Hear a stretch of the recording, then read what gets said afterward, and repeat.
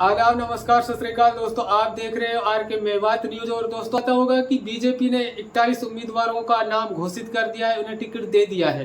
दोस्तों मैं आज बात करने वाला हूँ भरतपुर जिले की नगर विधानसभा की। दोस्तों यहाँ से अनीता सिंह गुर्जर का टिकट काटकर जवाहर सिंह बेडम को दे दिया गया है। अनीता सिंह गुर्जर यहाँ से 4 बार विधायक का चुनाव लड़ चुकी है और 2 बार विधायक रह भी चुकी हैं। बच्चे से यहाँ से उसकी जानकारी है, हर कोई उसे जानता है, फेस टू फेस हर किसी से मुलाकात है उसकी। तो क्या बीजेपी इस नए चेहरे को यहाँ पर उतार? जवाहर सिंह बेडम को आप जानते होंगे, जो पिछले विधानसभा चुनावों में कामा से चुनाव लड़े थे और वहां पर उसे भारी मतों से हार का सामना करना पड़ा था और फिर अब यहाँ पर आ गए। तो यहाँ पर भी हमें लग रहा है कि वो यहाँ पर भी उल्टे पांव ही वापस जाना पड़ेगा उसे, क्योंकि दोस्तों अनीता सिंह गुर्जर को टिकट ना देकर बीजेपी ने एक बहुत बड़ा खतरा मोल लिया है। यानी कि ये कह सकते हो आप कि अपनी हार पर उसने मोहर लगा दी। दोस्तों मैं ऐसा इसलिए कह रहा हूं कि आज ही अनीता ने ये घोषणा की, ऐलान किया है कि वो निर्दलीय चुनाव लड़ेंगी। उसे टिकट भले ही ना मिला हो, लेकिन वो हर हाल में चुनाव लड़ेंगी। अब हार या जीत ये ऊपर वाले की बात है, ये किस्मत की बात है, उसने ऐसा बोला।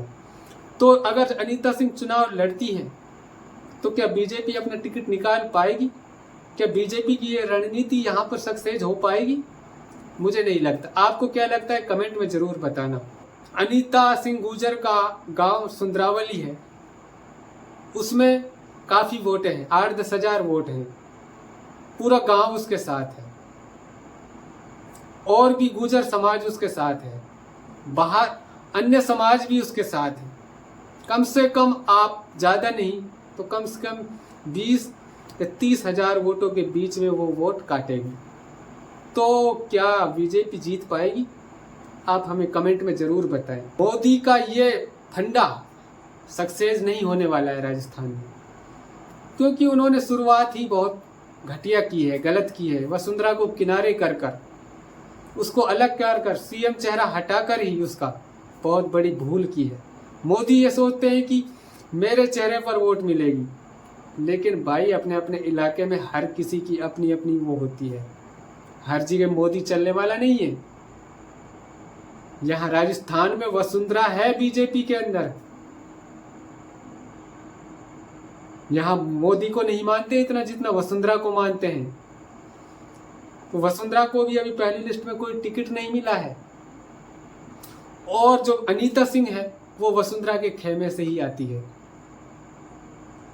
तो जहां जहां भी बीजेपी ने टिकट बंटवारा किया है 41 सीटों पर, वहां वहां वसुंधरा अपने उम्मीदवार उतारेगी।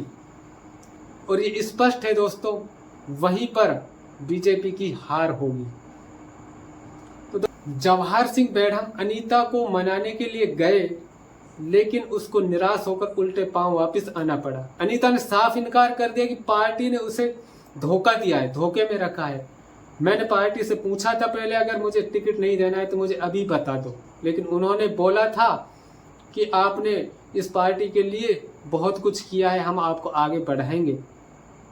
तो अनीता सिंह ने कहा कि मेरी उम्मीदों पर पानी फेरा है, मेरे से झूठ बोला गया, मेरे साथ धोखा हुआ है, इसलिए मैं चुनाव हर हाल में लड़ूंगी, चाहे हारूं या जीतूं, ये किस्मत की बात है। जवाहर सिंह बेडम उसे नहीं मना पाए और उसने साफ कह दिया कि मैं चुनाव लड़ूंगी, क्योंकि मेरा गांव कह रहा है मुझसे, मेरा समाज कह रहा है मुझसे, मेरे वोटर कह रहे हैं मुझसे, मेरे चाहने वाले कह रहे हैं मुझसे, मेरे घर परिवार वाले कह रहे हैं, मेरे अपने कह रहे हैं मुझसे। मैं चुनाव लड़ूंगी उनके लिए, नहीं किसी पार्टी के लिए। तो मैं आपको वीडियो दिखाने वाला हूँ। जवाहर सिंह बेडम उसको मनाने गए, लेकिन अनीता ने क्या कहा वो आप सुनिए वीडियो में।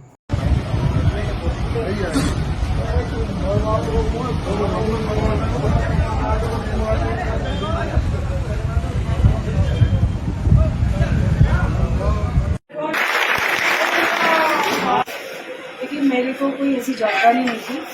आज सुबह मेरे गांव वाले इकट्ठे हुए थे अपने आप, और उन्होंने मुझे फ़ोन करके बुलाया कि आप जो है 5 मिनट में गांव आइए।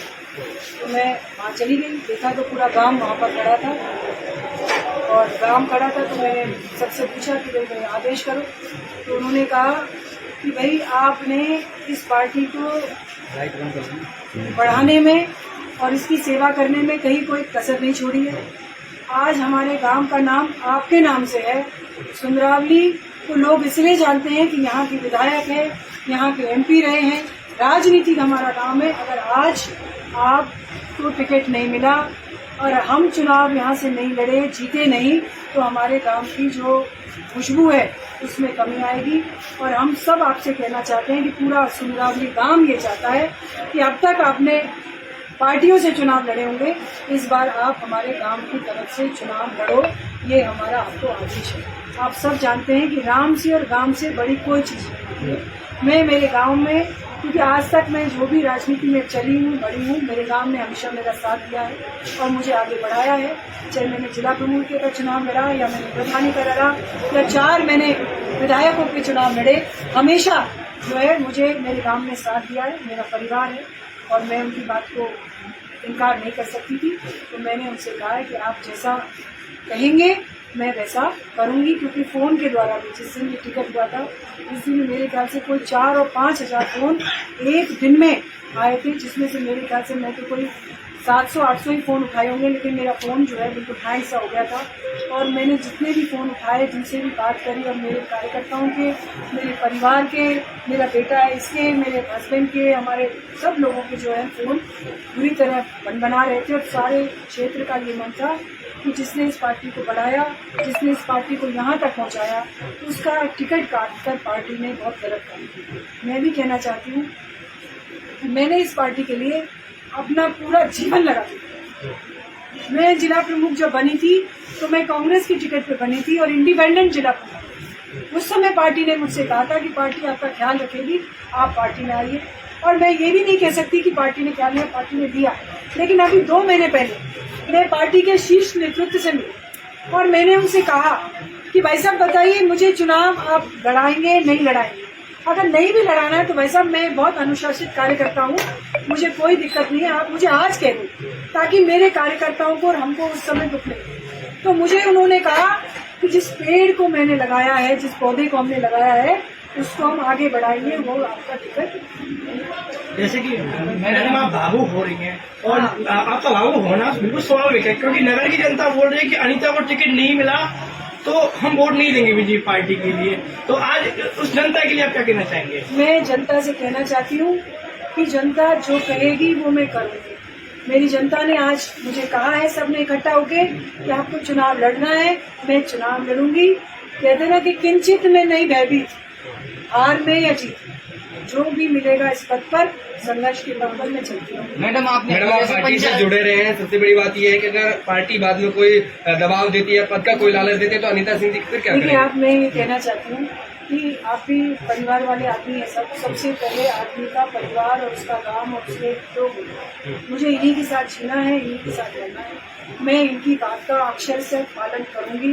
पार्टी को मैंने परसों, उनका फोन आया था, मैंने पार्टी को बता दिया कि मैं अब उस बंधन से आपके से निकल चुकी हूँ, क्योंकि आपने मुझे धोखे में रखा, मुझसे झूठ नहीं बोलते ना, तो भी कोई बात नहीं। और आज मैं आप सबके सामने भी कहना चाहती हूँ, मैं मेरे परिवार के बंधन में आ चुकी हूँ।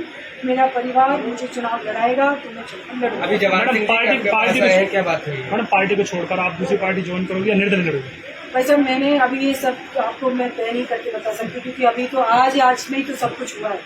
आज गांव ने बुलाया। मैडम आपने जैसे अभी पंचायत जोड़ी है आपने आवास पे, तो उसमें गुर्जर समाज से आप आते हो, तो गुर्जर समाज के लोग थे या सब समाज के लोग थे? सब समाज के लोग थे। सब देखिए, मैं सुंदरावली गांव की हूँ, लेकिन मैं शादी होकर नगर शहर में आई। तो नगर शहर और सुंदरावली गांव तो यूँ मानो ये मेरा निजी परिवार। कुछ दिन पहले गुर्जर समाज के लोगों ने विरोध किया था आपका, तो वो इस पंचायत में आए थे? मैं निवेदन करना चाहती हूँ, मेरा गुर्जर समाज ने कोई विरोध नहीं किया। आज आपने देखा था हमारे गुर्जर समाज के अध्यक्ष मुखर्जी आपके बीच में थे, उन्होंने भी आपको कही था कि कांग्रेस के लोग के साथ, कांग्रेस के चुनाव लड़े हैं कांग्रेस के ऊपर, वो लोग ऐसा चाहते थे, इसलिए उन्होंने ऐसी बात कही।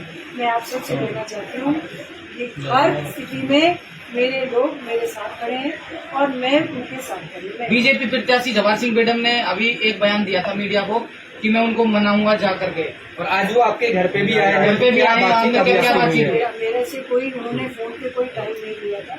देखिए, आप किसी के भी घर जाते हैं और ऐसी स्थिति में जाते हैं तो जरूरत होती है कि आप जो है पहले फोन करके समय नियत करें ताकि आदमी उस बात के लिए प्रिपेयर हो, है ना।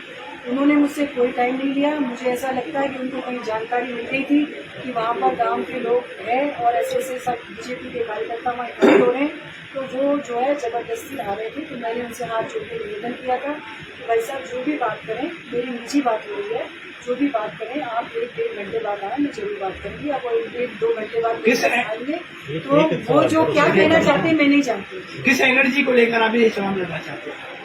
मैं मेरी जनता की एनर्जी को लेना चाहती हूँ। देखिए, आप मेरी जनता 5 साल इस कांग्रेस के तुष्टीकरण की नीति से बहुत ज़्यादा परेशान रही है। मैं मेरी जनता को जो है छोड़ नहीं सकती, उनके लिए मैं लड़ूंगी और उनका हक दिलाने के लिए मुझसे जो बन पड़ेगा। मैडम 20-25 साल आपने बीजेपी सरकार में टाइम दिया है, मेहनत भी की है बहुत ज़्यादा। इस जो आज बीजेपी सरकार ने आपको जो धोखा दिया है इसके बारे में आप क्या कहना चाहते मैं ये कहना चाहती हूँ सर, मैं आपको कह रही थी, मुझे भाई साहब ने रोक दिया। मैं कहना चाहती हूँ आपसे कि जब ये चुनाव टिकट की चल रही तो आप सब जानते हैं नेताओं से बात करना चाहिए। मैं मेरे नेताओं से मिली और सबसे मिली अगर तो मुझे उन्होंने कहा कि भाई अनीता तेरे तो टिकट में मतलब संकट है। मैंने कहा क्या है वैसा? अरे तू गलत कैंप में है। मैंने कहा भाई साहब मैं गलत कैंप में क्यों हूँ? मेरे को जो मुख्यमंत्री रही हैं उनका आशीर्वाद